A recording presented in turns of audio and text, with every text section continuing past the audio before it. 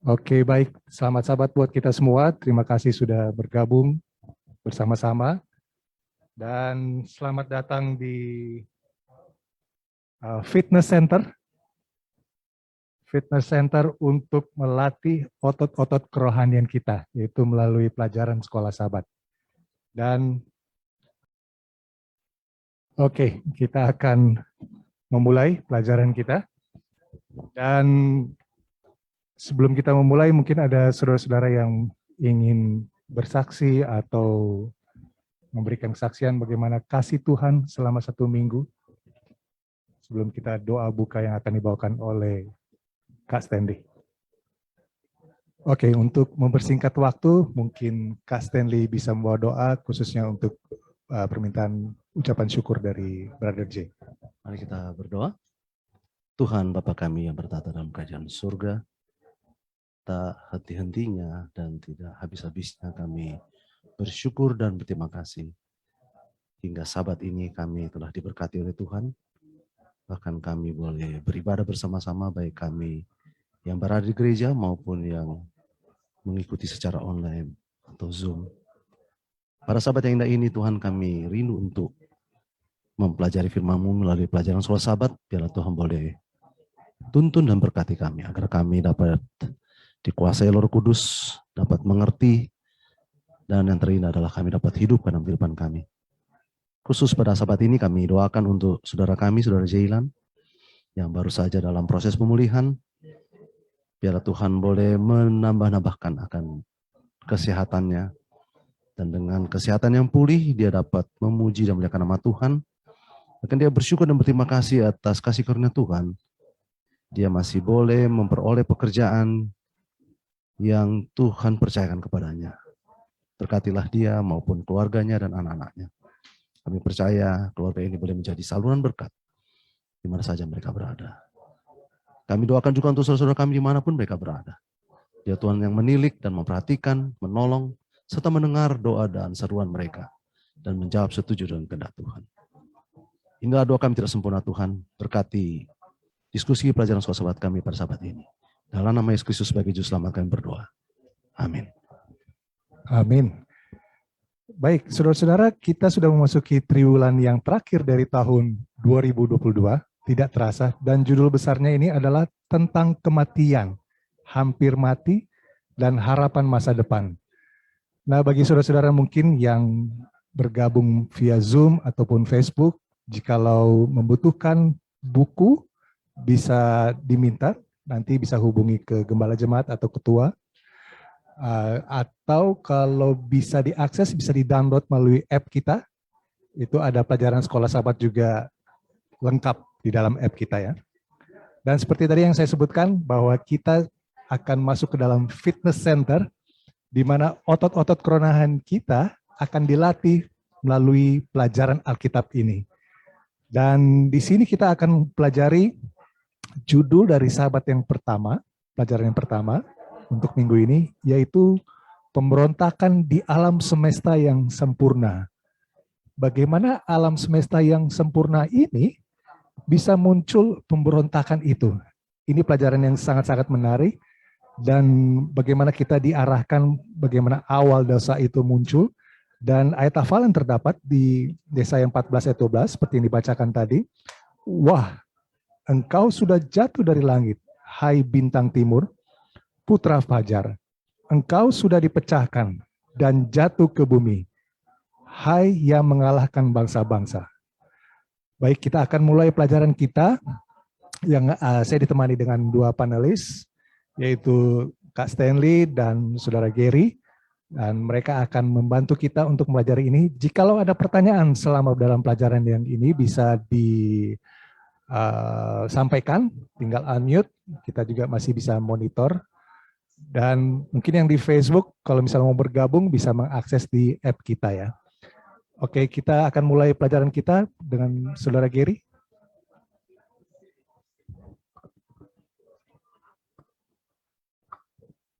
Baik, saudara-saudara sekalian, jemaat yang kekasih, yang secara virtual kami ingin menyapa sahabat baik buat orang semua, dan sahabat baik buat yang ada di yang ada di gereja, tadi yang ada di Zoom, oke?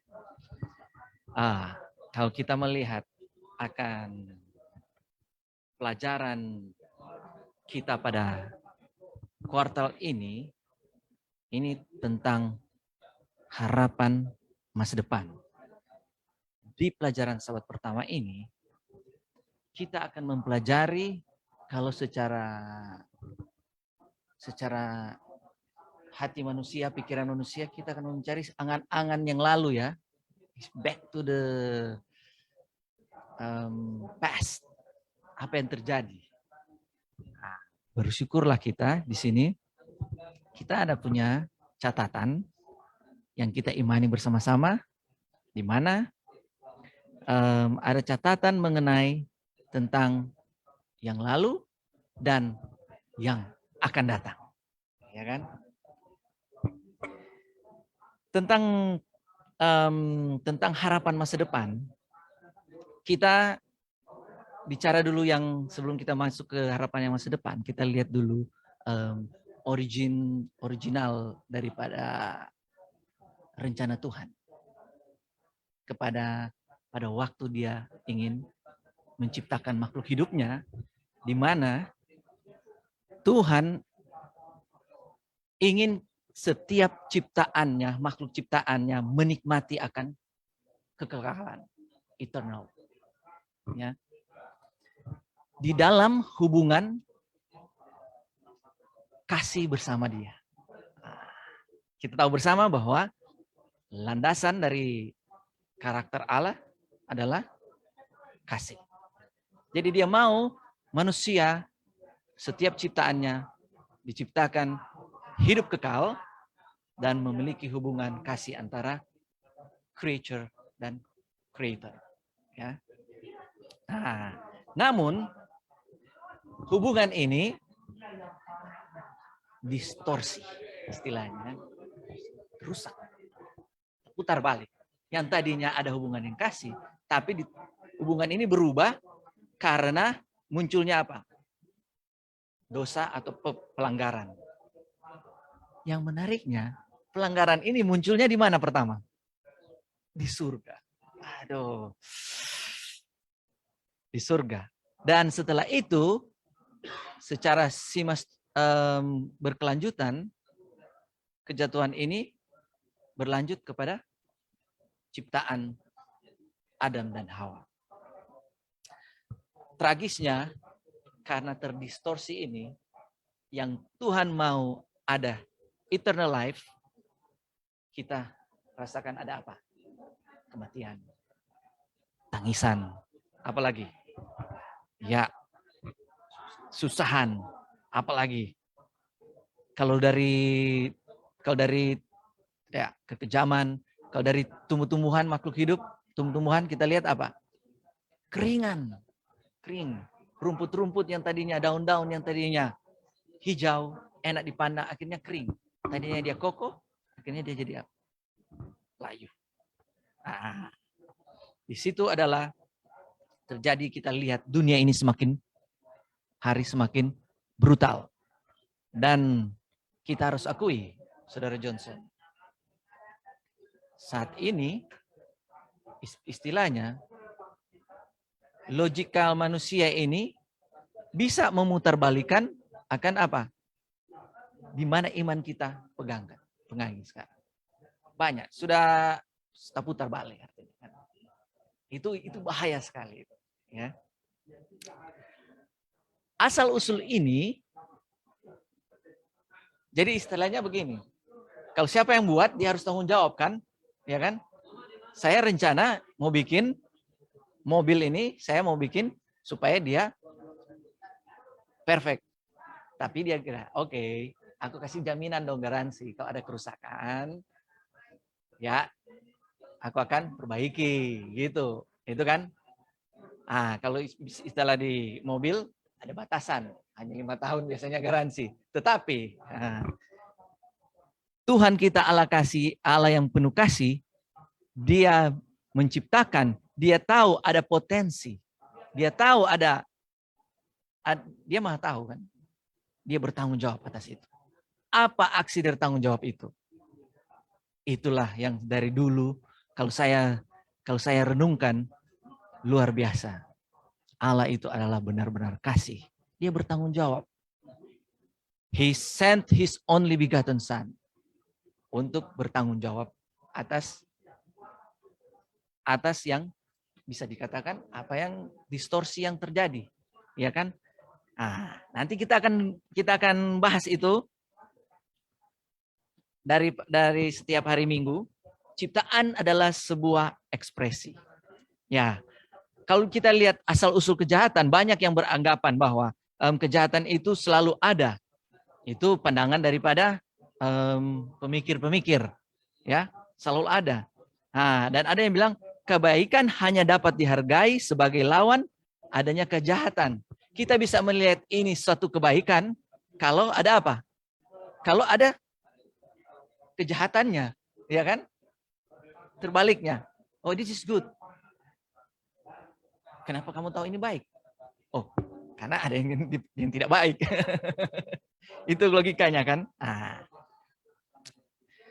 Tuhan, dia ingin dengan kasihnya, dia ekspresikan dia punya kasih dengan apa? Ciptaan-ciptaan. Faktanya kita bisa lihat ada di dalam 1 Yohanes 4 ayat 8 dan 16. Mungkin kita bisa baca, Saudara Johnson, firman Tuhan yang ada di dalam 1 Yohanes 4.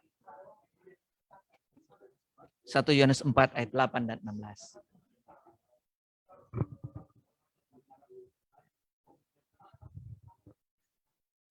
Mungkin saudara-saudara bisa buka 1 Yohanes, kita bisa baca 1 Yohanes 4 ayat 8 dan 16.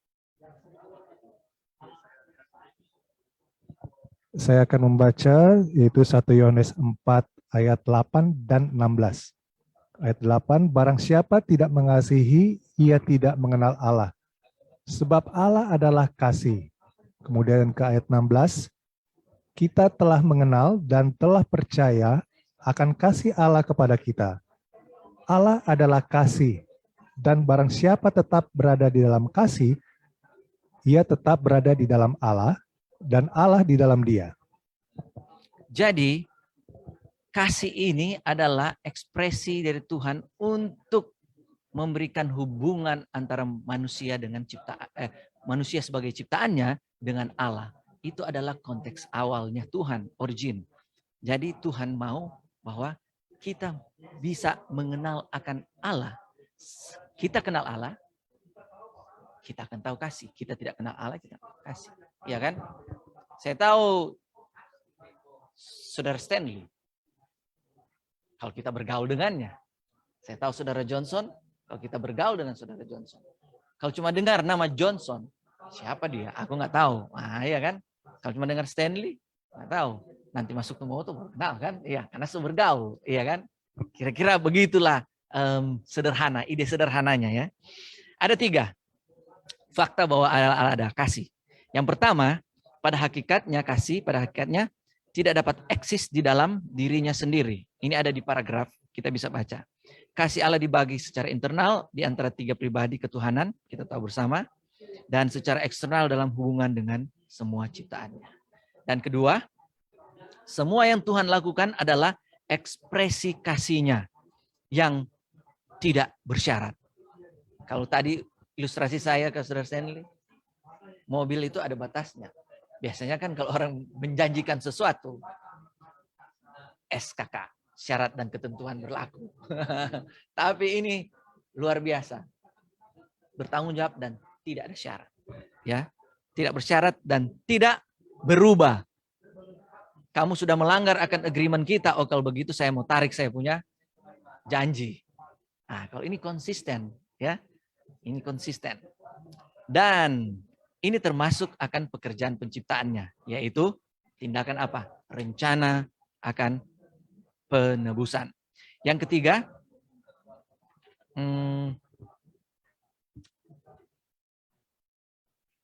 karena Allah ini adalah kasih dan semua yang ia lakukan mengungkapkan kasih-Nya. Ia tidak dapat menjadi pencedus dosa karena dia bertantangan dengan karakternya, yaitu karakternya yang penuh kasih. menariknya ini pelajaran berikutnya ini. Kehendak bebas dari kasih. Waduh, ini dia menciptakan manusia. Dia menciptakan malaikat-malaikatnya. Dia kasih kebebasan untuk memilih. Apa istilahnya itu? Power of choice, freedom. Ya, power of choice. Dia kasih. Dia nggak mau ciptakan kita sebagai robot. Kamu hanya ini cek, pergi ke kiri. Kamu ini cek, menurut, cek, menyanyi, menyembah, berdoa. Enggak. Dia nggak mau bikin itu. Pertanyaannya, tapi dia maunya kita ada kebebasan untuk memilih. Pertanyaannya, apakah Tuhan tidak melihat potensi? Kalau saya kasih kebebasan memilih, ini bisa mereka bisa memilih untuk tidak menurut, iya kan? Itu pertanyaannya itu. Yang kita bisa, kira-kira bagaimana itu? Gimana ini? Mungkin ada tanggapan dari anggota yang ada di Zoom. Om John, saya lihat ada Om John di sini. Say something aja. Pendek-pendek aja boleh, panjang juga nggak masalah. Kira-kira memberikan kebebasan memilih ciptaannya, Tuhan memberikan kepada ciptaannya. Dia melihat ada potensi, dia mah tahu, kita akui bersama. Bagaimana kalau seandainya ada potensi ini ciptaannya untuk memilih, melakukan, untuk tidak menurut.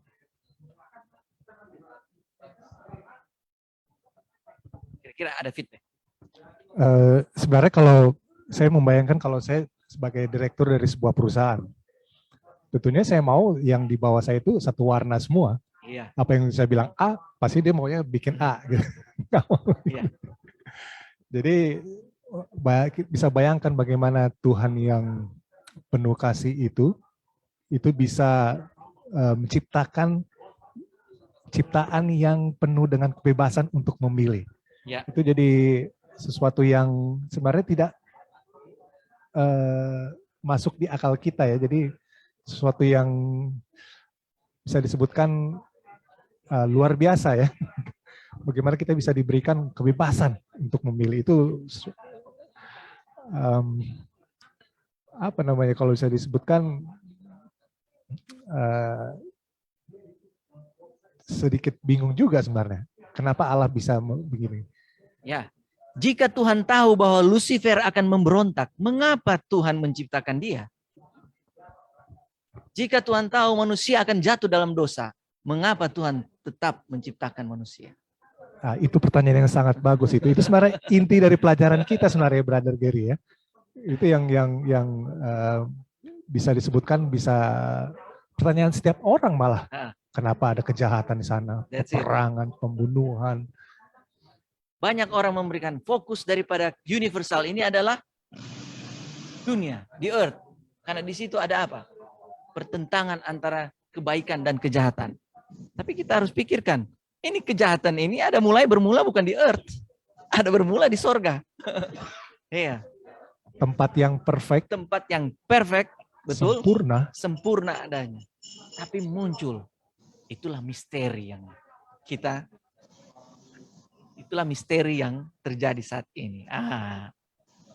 Tapi pada intinya di sini kita tidak perlu menggali banyak, berpikir yang kita tidak bisa jangkau karena kita memiliki keterbatasan.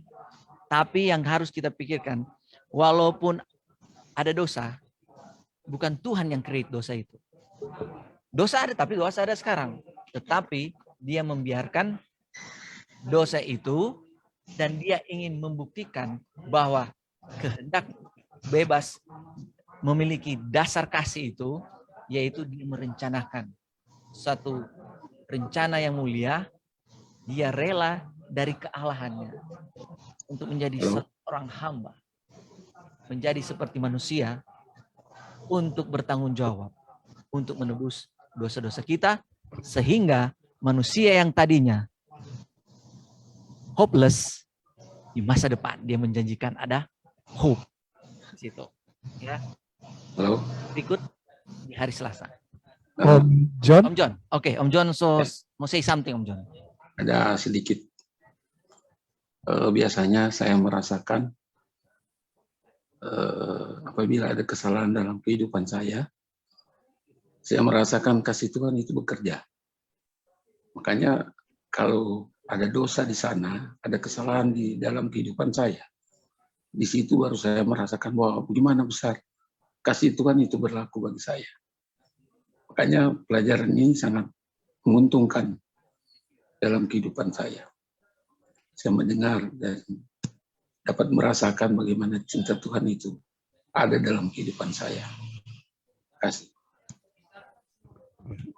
Baik, terima kasih Om John atas kesaksiannya, di mana Om John walaupun dalam kehidupan di dunia ini, walaupun banyak up and down, tetapi Tuhan selalu memberikan berkatnya, kasihnya, dan tuntunannya.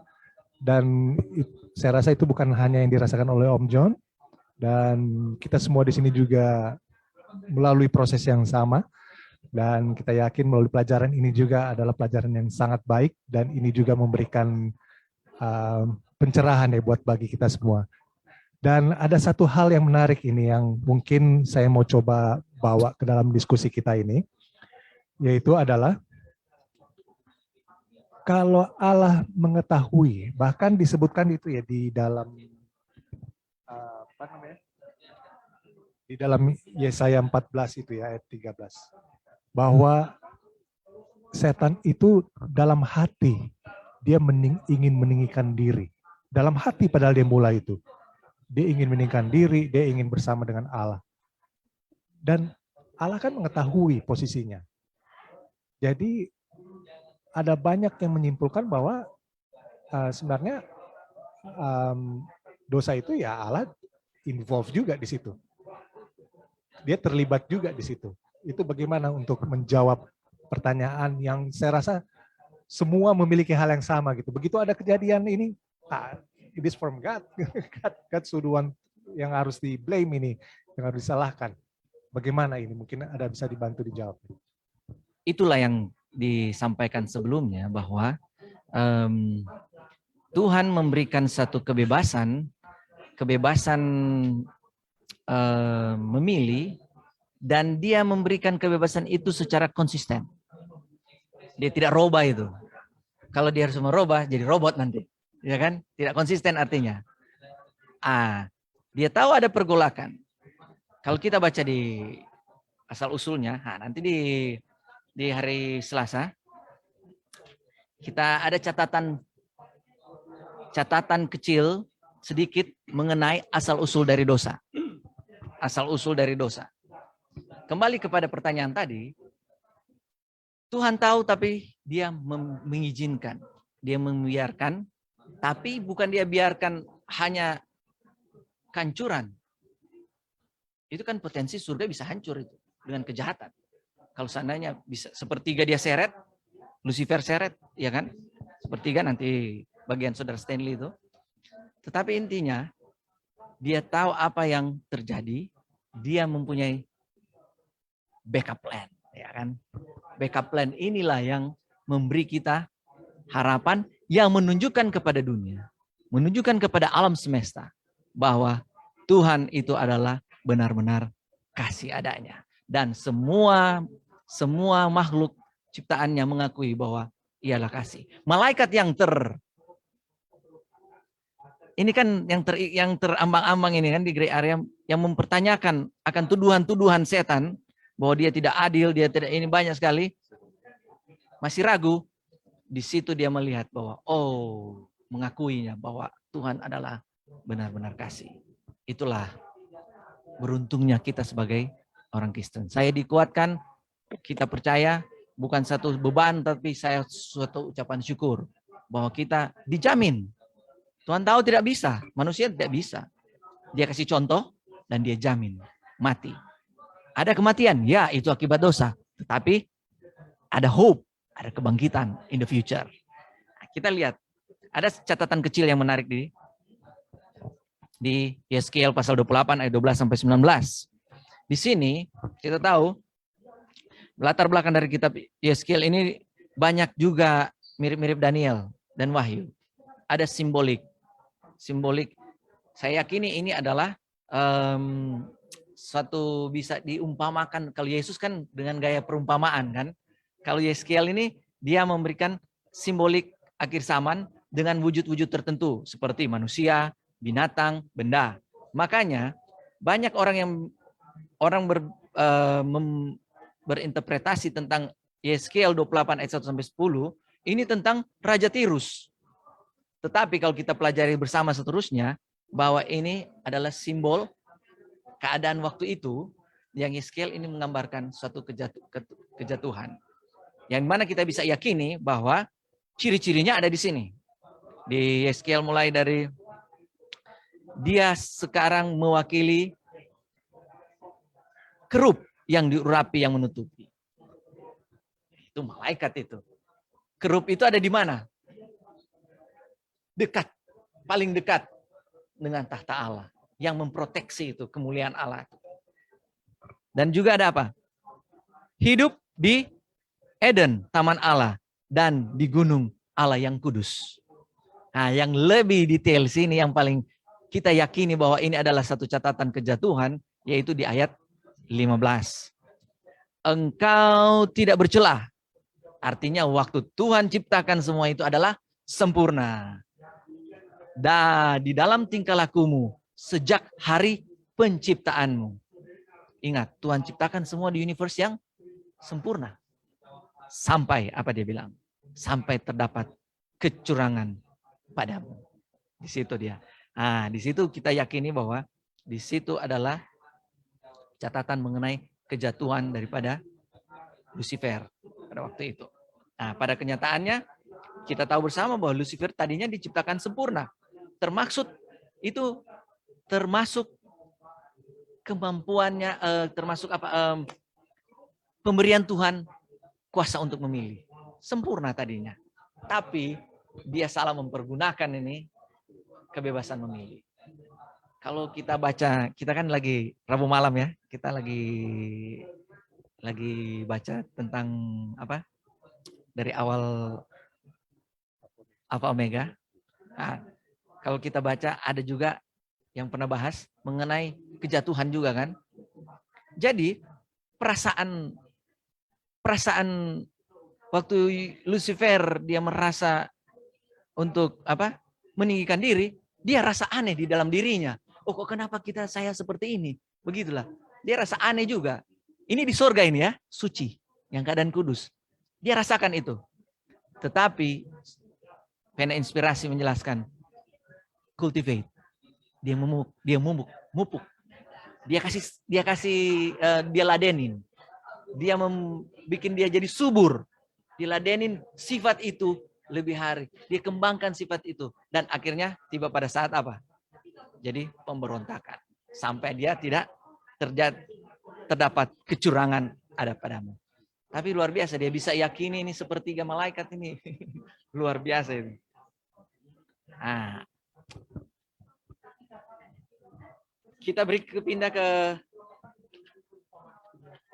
sudah. Oh, berarti sudah ini. Sudah selesai dari saya. Ya. Jadi yang bisa kita simpulkan ini adalah kalau Lucifer itu yang tadinya bintang fajar ini, dia bisa meyakinkan sepertiga malaikat di sorga untuk tasapu dengan DP ekor. Nah itu bagaimana orang yang manusia lemah ini juga gampang sekali untuk ditipu ya. Jadi sangat mudah. Dan kira-kira kalau misalnya dalam pelajaran hari Selasa ini ternyata ada antidotnya, ya, ada obatnya ternyata ya, yaitu bersyukur. Itu yang bisa kita ini ya, kalau tarik garis. Nah ini pelajarannya sangat menarik ini saudara-saudara, dan kita akan teruskan ke hari berikutnya yaitu hari Rabu. Jadi harga keangkuhan atau the price of pride akan dibawakan oleh Kak Stanley. Oke, jadi ini sambung dari pelajaran yang dari hari Minggu sampai hari Selasa. Sudah didapati bahwa Lucifer itu telah memupuk satu karakter yang diberikan Tuhan kebebasan untuk memilih itu menjadi misteri dalam hidupnya. Jadi dia terus menerus mencoba untuk, tadi sudah diterangkan bahwa itu aneh bagi dia, tapi dia terus menerus memupuk berulang-ulang, mengangkat dirinya untuk menyamakan dia sebagai Tuhan. Luar biasa ya. Jadi pertama ya sebagai pencipta, karena memang kebetulan dari semua ciptaan Tuhan yang ada, dialah yang paling istimewa. Dia diberikan lebih daripada malaikat yang ada, bahkan penciptaan Tuhan yang lainnya. Karena ada dikatakan juga bahwa ingat bukan cuma malaikat Tuhan yang ada ciptaan Tuhan, ada banyak ciptaan Tuhan di planet-planet yang ada pada saat itu, yang sama seperti kita manusia. Tapi tentu batasannya Tuhan yang tahu seperti apa. Kalau kita disebutkan oleh pena inspirasi katakan bahwa kita sedikit di bawah dari apa? Malaikat. Itu sebabnya nanti kalau kita sambung ceritanya, maka Tuhan pakai manusia seperti Adam. Oke, ya. Adam pertama adalah yang nenek moyang kita, dan Adam kedua itu adalah kali kita untuk menggantikan kita, menebus kita. Kenapa? Adam pertama itu sempurna. Fisik, mental, dan segala sesuatu kehidupannya itu sempurna. Tapi Adam kedua, saudaraku, dia sudah punya fisiknya adalah fisik dosa. Bayangkan aja ya, fisik dosa, keadaan berdosa, lingkungan berdosa. Tapi anehnya, bukan anehnya, suatu keajaiban yang luar biasa. Yesus tidak pernah berbuat dosa. Itu kuncinya. Itu sebabnya dia digambarkan sebagai domba yang tidak bercacat-celah dikorbankan itu. Dialah itu. Yang tidak pernah berbuat dosa dan dia harus dikorbankan untuk menyelamatkan kita. Ini sudah terlalu jauh ke sana tapi tidak masalah. Pendek ceritanya maksudnya di sini. Kejatuhan pertama itu ada terletak pada diri Lucifer. Di dalam kitab suci hanya dua motif yang tertera di dalam kitab suci. Atau sesuatu yang boleh membanding atau membeda-bedakan satu yang lain. Yaitu pertama begini. Kita suka mendengar itu Yerusalem baru, Gunung Sion, Salem. Itu semua menceritakan tentang kealahan atau surga. Tapi ada sebaliknya. Yang disebut dengan Babel.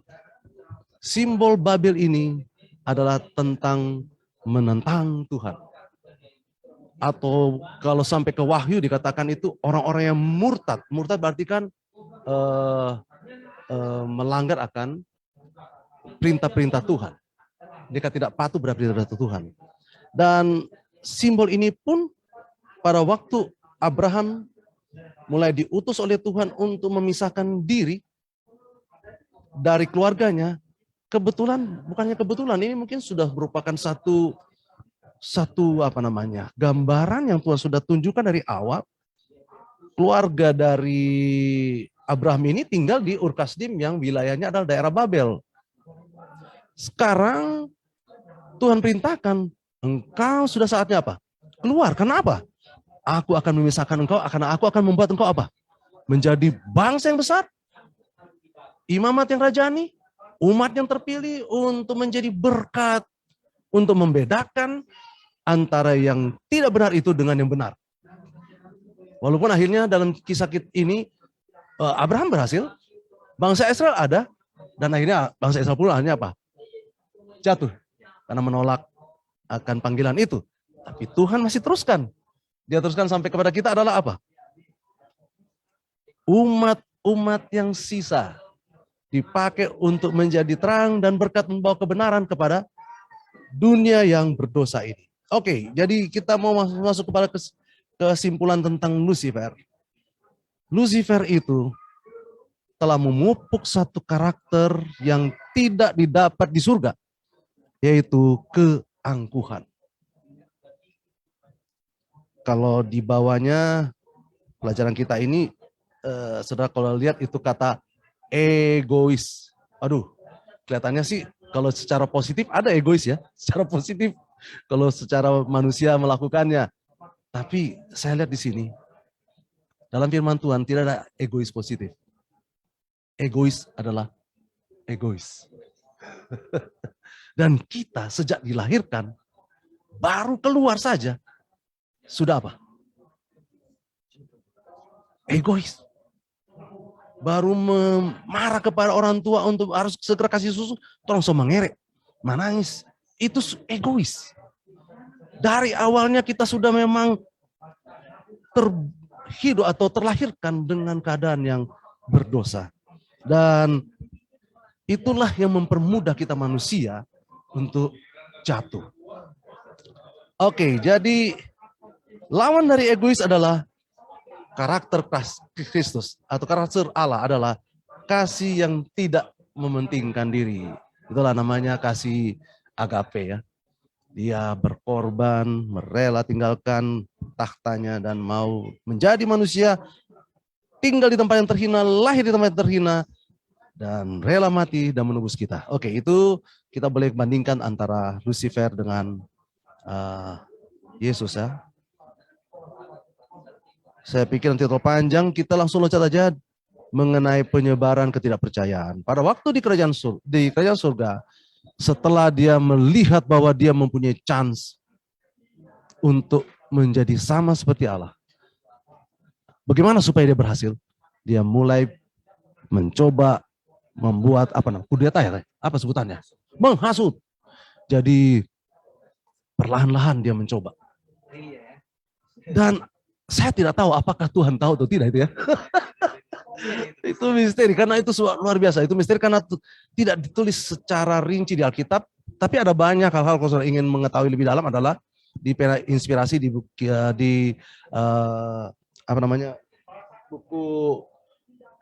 Sejarah Para Nabi jilid pertama. Maka saudara akan dapat di situ di jilid awal itu bab awal itu bahwa bagaimana jatuhnya dosa itu yang dibuat oleh Lucifer, dan dia mempengaruhi secara perlahan malaikat-malaikat Tuhan. Dan kalau saudara baca itu setelah berhasil, Alkitab buku Wahyu katakan di buku Wahyu berapa tuh? Buku Wahyu 12 itu dikatakan ayat 5 kalau salah ya. Dia ambil sepertiga ya. Sepertiga malaikat. Tapi sebelumnya saudara tahu itu lebih dari setengah. Yang apa? Goyah. Tapi oleh sebab itu makanya terjadi peperangan di sorga, itu yang disebut peperangan di sorga. Tuhan membiarkan itu terjadi karena Tuhan tidak mau seperti robot. Tuhan mau mereka memilih dengan benar. Dan itu sebabnya dosa itu pun akhirnya apa? Tuhan membiarkan sampai dosa itu menjadi matang. Itu sebabnya detik ini kita ini kenapa saya di dalam penderitaan ini karena akibat dosa terus-menerus seperti ini Tuhan. Tuhan membiarkan itu bukan hanya untuk menyelamatkan kita saja, saudaraku, menyelamatkan semesta alam. Karena banyak planet-planet bumi juga goyah, malaikat-malaikat surga juga goyah melihat pengaruh dosa yang begitu deras dan jahat. Dan pendek ceritanya, akhirnya dia berhasil. Dia berhasil meyakinkan sepertiga. Tapi kalau saudara baca itu di buku para nabi, buku sejarah para nabi, rupanya pada waktu space Tuhan kasih kesempatan, berkali-kali, berulang-ulang, bukannya satu kali, dua kali, saudara. Berkali-kali, berulang-ulang, Lucifer diberikan kesempatan untuk bertobat. Dan pada waktu dia diberikan kesempatan itu, bahkan lebih daripada itu, dia dikatakan akan diberikan kembali posisinya yang semula. Tapi memang dia sudah memupuk itu, karakter itu, yang misteri itu. Dan sekarang kita yang menerima akibatnya. Dan akhirnya dia berhasil. Sepertiga dia pengaruh dan mengikut dia. Dan yang menjadi satu hal yang luar biasa. Pada saat dunia selesai diciptakan, bumi kita ini, dan manusia pertama diciptakan, dia sebelumnya telah dibuang oleh siapa? Oleh surga, keluar dari surga. Dan Tuhan membiarkan Lucifer berada di bumi kita yang baru waktu pertama kali. Nah, ini yang menjadi misteri juga. Kenapa Tuhan harus kasih 4 orang Adam dan Hawa yang boleh kata sedikit dia punya kemampuannya, apa sebutannya itu di roh nubuat, dibandingkan dengan kita manusia masih agak di bawah sedikit. Waktu diciptakan dia punya kemampuan. Tapi rupanya Tuhan mempunyai sama prinsip waktu di surga dan kepada kita yang di bumi, yaitu mempunyai bebas memilih, kebebasan memilih. Dan singkat cerita, akhirnya nenek moyang kita jatuh.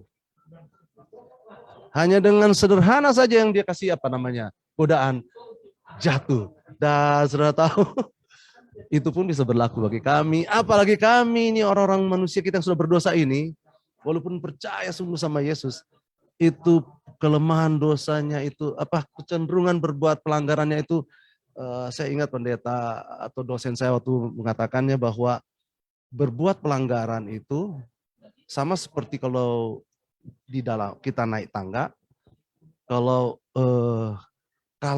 menarik itu lebih apa? Lebih berat ya. Tapi kalau tertarik ke bawah itu lebih mudah. Jadi kecondongan manusia itu yang sudah berdosa nih, disampaikan itu kepada seperti setiap apa? pemimpin diskusi untuk dapat segera Condong mengambil kesimpulan karena waktu diskusi kita Condong tinggal 5 jatuh. menit lagi. Terima kasih. Tapi saya bersyukur dan berterima kasih sebagai umat percaya kepada Tuhan. Ini sekalian kesimpulan. Ada solusi yang Tuhan berikan. Nah, solusi inilah yang saudara-saudara harus pegang sampai kapanpun itu. Dosa tidak bisa mengambil kesakitan dan penderitaan yang kita alami. Nyawa sekalipun kalaupun kita harus lewati, tidak menjadi satu ketakutan bagi kita. Kenapa? Ada janji Tuhan, dia akan selamatkan. Tapi sebelum itu dia katakan demikian dalam di pelajaran kita terakhir dan pertanyaan itu,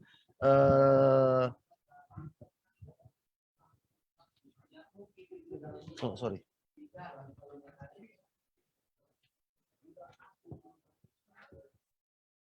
Tuhan mengatakan kepada kita bahwa untuk melawan iblis itu kita gunakan apa? Pakailah perlengkapan senjata Allah untuk melawannya. Jangan takut. Itu di pelajaran mana nih? Di Efesus 6 ayat 10 sampai 20. Di pertanyaan terakhir itu. Oke? Ya. Lalu dia memberikan peringatan kepada kita 1 Petrus 5 ayat 8 bahwa setan datang seperti apa? Singa. Singa yang mengaum-aum. Singa siap menerkam, dia selalu bersembunyi. Kapan saja kita tidak berjaga-jaga, dia terkam. Tapi firman Tuhan katakan, pakailah senjata Allah. Ada iman, ada keselamatan, dan lain sebagainya itu. Doa, firman Tuhan, gunakanlah itu semuanya untuk melawan dia.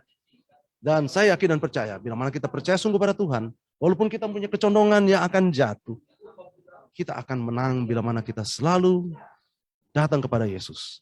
Karena dia justru solusinya itu adalah sudah datang, menebus kita, menjadi manusia terlebih dahulu, menebus kita, bangkit, mati, dan bangkit pada hari ketiga, dan sekarang sudah menyediakan tempat bagi kita di kerajaan surga.